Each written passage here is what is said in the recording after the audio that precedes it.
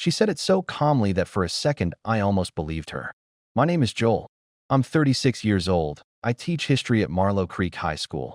And I stood in our kitchen on a Saturday morning holding her phone. She'd asked me to check the time while she was elbow deep in dish soap, looking at a contact saved as Trainer Kyle with a little dumbbell emoji next to the name, while the most recent message in the thread read, "Last night was everything." Same time Thursday. Serena turned from the sink. She saw my face before she saw the phone. She dried her hands on the dish towel slowly, the way you move when you're deciding something. "That's from Kyle," she said. "He's my trainer at the gym." "I know who Kyle is," I said.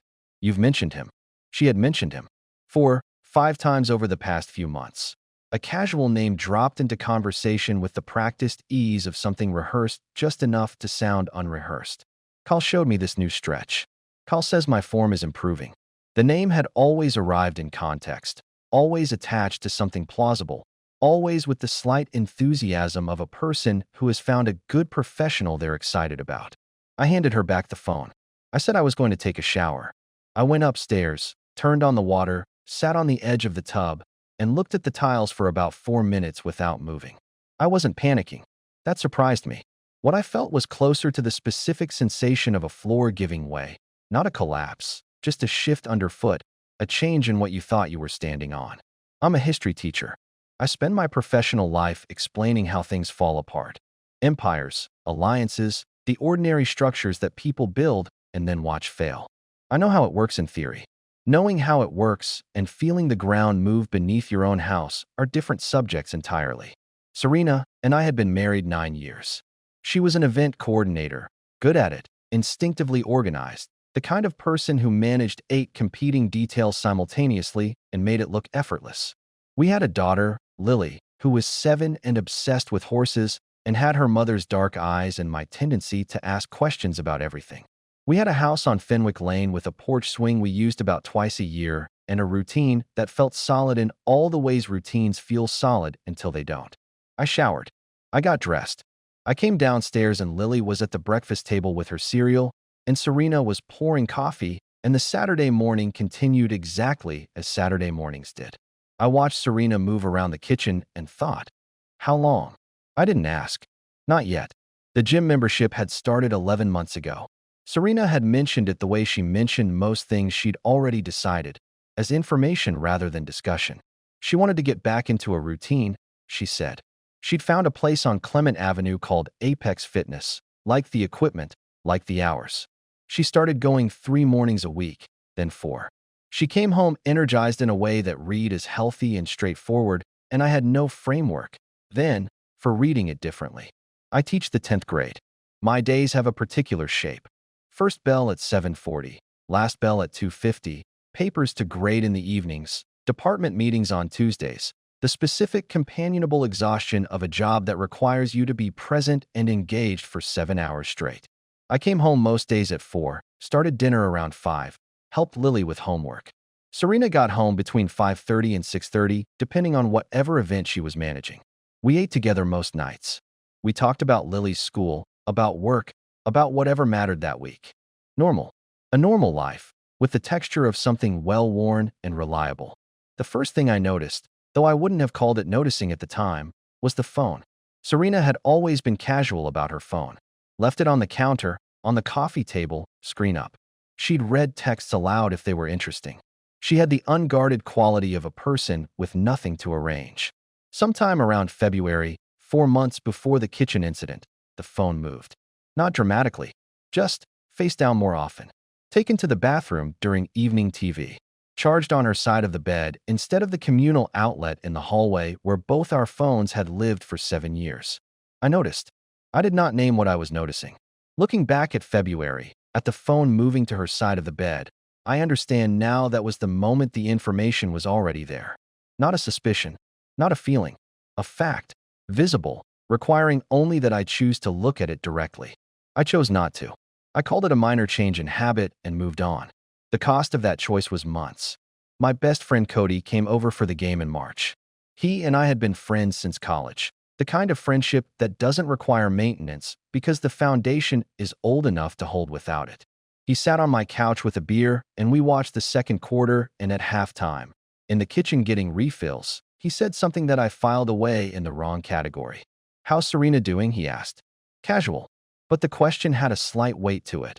A fraction of a pause before it that I attributed, at the time, to nothing. "Good," I said.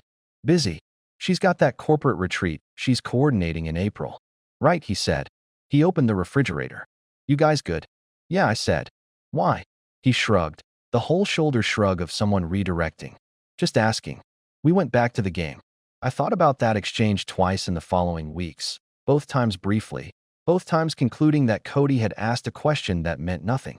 Cody was perceptive in the way that some people are perceptive. He picked things up from the edges, saw things that weren't fully visible yet. He also had a tendency to express concern through oblique questions rather than direct ones. I should have pushed. I didn't push. Our colleague Britt, she taught English at Marlow Creek High, had known Serena through me for 6 years, stopped asking about Serena in April. Not rudely. Just, Serena's name stopped appearing in Britt's conversation, where it had reliably appeared before. When I mentioned this to myself, I told myself Britt was distracted by her own stuff. She was going through a renovation. That was enough of an explanation. It wasn't, I understand now. But it was the explanation I had available, and I used it. Lily asked me one evening in May if Mommy's friend Kyle was coming to her school recital. I was helping her into her pajamas. I paused, just for a second. "Why would Kyle come to your recital?" I asked. Lily shrugged with the total unconcern of a 7-year-old. "Mommy talks to him on the phone sometimes when she picks me up. He sounds nice." I finished the buttons on her pajama top. I said goodnight. I went downstairs and sat in the kitchen in the dark for about 10 minutes before Serena came home from the grocery store. She came in, set the bags on the counter, kissed me on the cheek. "You're sitting in the dark," she said. "Just tired," I said. She started putting groceries away. I watched her, the familiar economy of her movements, the way she organized the refrigerator with the instinctive efficiency of someone who has done it 1,000 times. I thought about Lily in her pajamas. About he sounds nice. I said nothing. The work party was in early June. Serena's company threw a midsummer event every year, a rooftop venue downtown, clients and colleagues, and a catered dinner that Serena always had a hand in organizing. I usually went. We'd gone together for 7 of the 9 years we'd been married. This year, Serena mentioned it 2 weeks out with a slight change in register. Easier, almost casual. "You don't have to come if you're tired," she said. "It's mostly work people. You always say it runs too late." I had said that. Once, 3 years ago. "I'll come," I said. Something crossed her face. Brief, controlled, gone. "Okay," she said. "Should be fun." The party was on a Friday. I wore the navy blazer Serena had bought me for our anniversary 2 years prior. We arrived together, and Serena moved into her professional mode immediately, greeting clients, checking on the catering setup, the practiced ease of a woman entirely competent in her environment. I got a drink from the bar and found a spot near the railing overlooking the street below. Marlow Creek at night in June has a particular quality. Warm air, the smell of cut grass from the park 2 blocks over, the sound of the town settling into its evening rhythm. I was watching Serena work the room when I saw him. He was standing near the far end of the rooftop, talking to a group of people I didn't recognize. Tall, maybe 30, with the specific physical ease of someone who spends serious time in a gym. When Serena crossed the rooftop toward the bar, she passed near him, and their eyes met, and she smiled. Not the professional smile she'd been deploying all evening, something smaller and more private, and kept walking. I watched him watch her walk away. 20 minutes later, there was music. A DJ, low-key background stuff. Some people began dancing near the center of the rooftop. Serena was one of them, with a group of colleagues. And then, gradually, the way things happen gradually when they've been arranged to look organic. He was dancing near her, and then they were dancing together, and it was not a dramatic scene. It was subtle. His hand at the small of her back, the angle of her body toward his, the shared laugh at something too quiet to hear from where I was standing. I felt something cold move through my chest. I set my drink down on the railing and left it there. Even now, that image is precise. Serena's face at the exact angle where she couldn't see me, but I could see her. She was a different version of herself in that moment. Lighter, more open, the specific softness of someone who has allowed themselves to be entirely present with another person. I had seen that expression before. A long time before. I didn't confront her that night. I drove us home, and Lily was asleep, and Serena was in her after-event mood, quiet, a little wound down. And I said the party was good, and she said yes, it went well, and we went to bed. I lay awake for a long time. I was not going to do this badly. That was the turning point. Not the dancing, but the decision I made lying in the dark afterward. I could have asked her directly that night. I would have gotten a denial I couldn't refute. What I understood, very clearly, in those hours before sleep, was that I needed to know the full shape of what I was dealing with before I said a word. Not for the confrontation, for myself.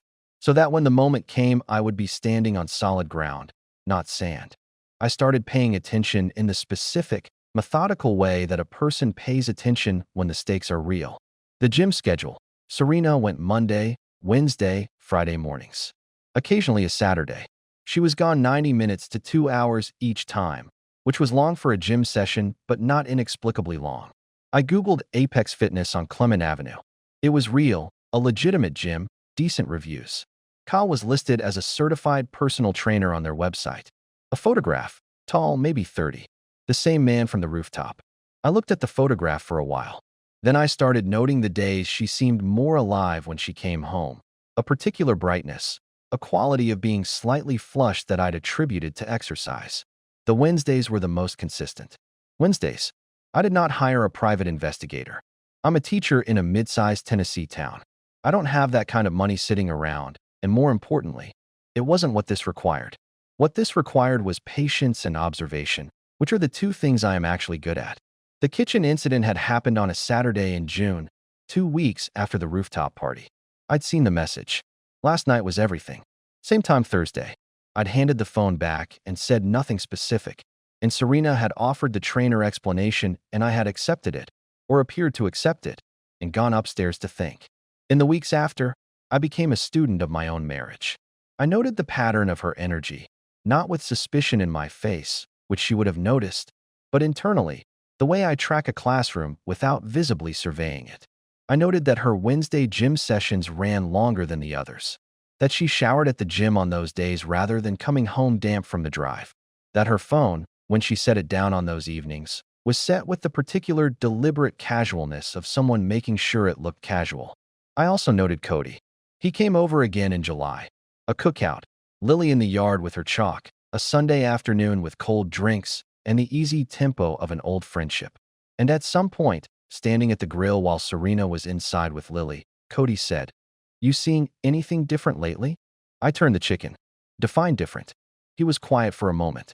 "I ran into Serena a few weeks ago," he said. "At Roper's, getting coffee.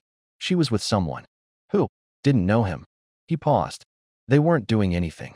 But the way he stopped. I don't know. It seemed like more than a coffee order." I looked at the grill. The smoke was drifting west in the still air. "Why didn't you tell me then?" I asked. "Because I wasn't sure," he said. "And I didn't want to," he exhaled. "I didn't want to be wrong about something like that." I understood. I didn't blame him. But I filed it. Cody had seen something in July that he'd been sitting on, which meant whatever was happening had a public dimension. They'd been seen at Roper's Coffee on Main Street by someone who knew both of us. That was careless on her part. That detail, the coffee shop, the casualness of it, told me something about the stage the relationship had reached. Affairs in their early phase are careful. They become careless when the participants have stopped treating them as temporary, when they've started to feel like something that deserves to exist. I pulled our joint credit card statements going back 8 months. I wasn't looking for anything explosive, charges at hotels, obvious irregularities. I was looking for texture. What I found: Apex Fitness membership paid monthly, as expected. A restaurant charge in April at a place called Ember that I didn't recognize and that Serena hadn't mentioned. A parking charge in a garage downtown on a Wednesday evening when she'd told me she was helping a colleague with a proposal. None of these things were proof. All of them were consistent. I drove past Apex Fitness on a Wednesday morning at 9:15, just once, slowly enough to see her car in the lot. I didn't stop. I didn't need more than that. What I needed was the conversation, properly arranged. I spent 2 weeks preparing for it. Not confrontation in the explosive sense, but the version that would leave me with clarity and options. I made an appointment with a family attorney in Nashville named Harriet Voss. I didn't tell her I'd definitely decided on divorce. I told her I wanted to understand the landscape. She walked me through it with brisk competence and gave me a clear picture of what the process would look like for Lily, for the house, for both our incomes. I went home that evening and helped Lily with her reading and made pasta carbonara for dinner and sat across from Serena and thought, I know the full shape of this now. The last piece came from Brit. She called me on a Thursday afternoon in late July. The call itself slightly unusual, since Brit and I usually talked in the hallway at school. She said she'd been wanting to say something for a while and had kept talking herself out of it. I saw Serena at the Clement Avenue gym, Brit said. Back in March. With a man. They were leaving together. Together, I said. In the same car, Brit said. His car. She got in. A silence. I'm sorry, Joel. Don't be. I said. I appreciate you telling me. I hung up and sat in my car in the school parking lot and let the full weight of it settle. Not new information, confirmation. The difference between suspecting and knowing is not always dramatic. Sometimes it's just the last piece of a picture you'd already been able to see. I drove home. I made dinner. I waited. What I felt that evening was something I hadn't expected, a kind of quiet. The specific quiet of a decision that has been made and does not need to be revisited. The months of low-grade alertness, the phone watching, the calendar notes, the slow accumulation of details were over. I had what I needed. What came next was simply the carrying out of it. I chose a Sunday evening in August. Lily was at my mother's for the weekend, a planned sleepover that Serena had organized, which I had not engineered but was grateful for. The house was quiet. Serena was on the porch with a glass of wine when I came out and sat across from her. The evening was warm, the porch swing moving slightly in the breeze. Fenwick Lane was still in the way of a Sunday evening in a town that doesn't rush itself. I put my phone on the table between us, screen up. I opened the credit card statement to the April charge at Ember. Then I opened the screenshot I'd taken of the Apex Fitness website, Kyle's photograph. I want to have a conversation, I said. I'd like it to be honest. Serena looked at the phone. She looked at me. She set down her wine glass with a very careful movement. Joel, I know about Kyle, I said. I've known the shape of it for months. I'm not asking you to confirm it. I have enough confirmation. What I want from this conversation is honesty about what it was and how long. Silence. The porch swing moved. How much do you know? She asked. The gym. The coffee shop. The parking garage on Wednesdays. Brit. Cody. I paused. The message on your phone in June that you explained as a trainer being enthusiastic about your fitness progress. Something moved across her face. Not quite shame, not quite relief. The look of a person for whom the sustained effort of concealment has just ended. 9 months, she said. The number landed cleanly. 9 months. The length of the gym membership, almost to the week. Is it still happening? I said. A pause. No. It ended in July. Why? She looked at the yard. Because I realized I was going to lose everything. Because I looked at Lily and I couldn't. She stopped. I ended it. In July, I said. Yes. And you were going to tell me when. No answer. I picked up my phone and put it in my pocket. I've spoken to an attorney, I said. I want you to know that before we have whatever conversation comes next, I wanted to understand the landscape before I made any decisions. Serena looked at me with the specific expression of someone who has just understood that they are not in the position they thought they were in. You've been planning this, she said. I've been preparing, I said. There's a difference. She was quiet for a long time. The wine glass sat on the porch railing between us, untouched. I know what I did, she said finally. Her voice was steady. She was too controlled, usually, to fall apart in a confrontation. I know what it cost. I'm not going to sit here and tell you it meant nothing, because that's not fair to you and it's not true. But it's over and I need you to know I ended it before this conversation, not because I got caught. I believe you ended it, I said. I don't know yet what I'm going to do with any of this. She looked at me. What does that mean? It means exactly what I said. I stood up. I went inside. I left her on the porch with the wine and the swing and the quiet of a Sunday evening in August, and I went upstairs and sat in the room that had been ours for 9 years and felt, for the first time in months, entirely clear. What I hadn't anticipated was the absence of rage in that moment. I'd spent 9 months managing a slow burn, and I'd expected that the confrontation would release it, that there would be something explosive, something that matched the scale of what had been done. Instead, there was just clarity. The particular, flat clarity of a person who has processed something fully before saying a word about it. I think that was the most accurate reflection of who I actually am. And I think it frightened her more than anger would have. The weeks after that Sunday were the strangest of my life. We were still in the same house, for Lily's sake, through mutual, unspoken agreement. We were careful with each other the way people are careful around something fragile, though what exactly was fragile neither of us specified. Serena didn't push for a conversation. I didn't offer one. We coexisted in the routines of a shared life that was being very quietly and methodically dismantled. Harriet Voss in Nashville drew up the preliminary paperwork in September. I told Lily in October, with Serena beside me on the couch, using the specific language that Harriet had suggested and that a child psychologist had confirmed was appropriate for a 7-year-old. Lily cried, then asked if she could still have her horse riding lessons, then cried again, then fell asleep on the couch between us.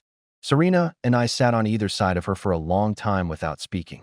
That was, in its own way, the most devastating hour of the entire year. The divorce was finalized the following March. Serena stayed in the Fenwick Lane house. We agreed it was better for Lily's school situation. I took the apartment on Ridgeway that I'd found in November. Second floor, good light. A kitchen window that looked east over the parking lot in a way that was not picturesque, but was honest. I made my coffee every morning and looked at that parking lot and found it, over time, more peaceful than I expected. I had Lily every Tuesday and Thursday, every other weekend. We went to her riding lessons on Saturdays. She told me about her friends and her teacher and the horse named Biscuit that she had decided was hers in the way children decide things. I listened to all of it. Those Saturdays were the best hours of my week. Cody came over on a Tuesday night in April with a six-pack, and we sat in the Ridgeway apartment and talked about the game and then, eventually, about everything else. He said he was sorry he hadn't said something sooner. You said something when you could, I told him. That counts. Britt and I still talked in the school hallway. She brought me food twice that winter, casseroles, the kind of specific practical care that some people offer in lieu of words. I was grateful for it each time. I didn't hate Serena. That surprised people, I think, or would have surprised them, if I'd told anyone the full story. What I felt toward her was something more complex and less cinematic. A grieving recognition, the sense of a person who had made a decision I couldn't understand and had paid a price I hadn't chosen to inflict. We were civil. We were careful. We were, as co-parents, functional in a way that I suspect neither of us had been certain we'd manage. She called in September, a year and a half after the Sunday on the porch. It was a Tuesday evening. Lily was with me, already asleep. Serena asked if she could talk. I said yes. She said she'd been doing therapy since January. She said she'd spent the year trying to understand what she'd been looking for that she hadn't found at home, and whether it had been something missing or something broken in herself. She said she missed me. Not the marriage, specifically. She was clear about that. She said she missed me. The specific person. She asked if there was any possibility. I listened to all of it. I thought about the porch in August, and the kitchen in June, and the rooftop in June before that, and the phone face down in February, and all the months of ordinary mornings and school pickups and pasta carbonara, and the swing on the porch that we used twice a year. I thought about Lily asking if her friend Kyle was coming to the recital. No, I said. There isn't. She said she understood. I hope things go well for you, I said. And I meant it, entirely, without bitterness. I really do. We hung up. I stood in the kitchen of the Ridgeway apartment for a few minutes. The city was quiet. The light over the parking lot was the particular amber of a fall evening in Tennessee, warm and slightly hazy. I thought, that chapter is finished. And then I went to check on Lily, who was asleep in the room I'd painted blue in September, and I stood in the doorway for a moment looking at her, and thought about nothing in particular except that this, right here, this specific thing, was what I was keeping. It was enough. Joel's story is, at its surface, about infidelity. Beneath that surface, it's about something more revealing. The particular way that emotionally competent people absorb damage quietly, and what it costs them to do so. Joel noticed things. The phone, Cody's question, Britt's silence, Lily's offhand comment about Kyle, and processed each one in isolation, assigning it the most benign available interpretation. This is not naivety. It is, in fact, a sophisticated coping mechanism. You remain functional, you maintain the household, you don't damage relationships prematurely on incomplete information. The cost is that you spend months living at half voltage, managing a low-grade dread that never fully surfaces because you won't allow it to. By the time Joel sat across from Serena on that porch, he had been carrying the weight of what he already knew for approximately 6 months. That kind of sustained suppression doesn't leave cleanly. It leaves a residue that shapes how you move forward, whether or not you name it. Serena's psychology is more opaque in the narrative, as it should be, since the story is told from Joel's perspective. But what her behavior reveals, the ending of the affair in July, before the confrontation, her statement that she ended it before she got caught, suggests someone who had not committed to leaving the marriage, who had been running parallel tracks in the belief that they could be sustained indefinitely.